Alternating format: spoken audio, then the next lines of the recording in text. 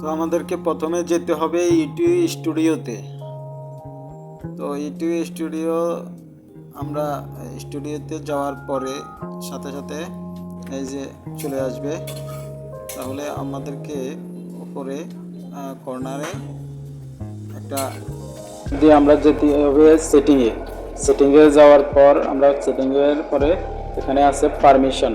এই যে পারমিশন অপশনটি ক্লিক করার পরে আমরা দেখব এখানে লেখা আছে নাসিরউদ্দিন অনার। তো এখানে এই যে আপনার যাকে আপনি অর্থাৎ ম্যানেজার করবেন তার জিমেলটা এখানে দিয়ে দিবেন। দেওয়ার পরে দেখুন জিমেলটা দিয়ে দিছি, তারা নিয়ে নিচ্ছে। তো নেওয়ার পরে আপনাকে অবশ্যই এই যে ম্যানেজারে ক্লিক করতে হবে। ক্লিকের পরে আপনার এখানে সেন্ড করতে হবে। সেন্ড করার পর কিছুক্ষণ অপেক্ষা করতে হবে। এখানে ভেরিফাই চাইবে, ভেরিফাইটা অবশ্যই করে নেবেন। এখানে আপনার যদি মোবাইলের কোনো লক থাকে সে লকটি আপনার কাছে চাইবে, তখন আপনি লকটি দিয়ে আনলক করে নেবেন। তো আনলক করার পরে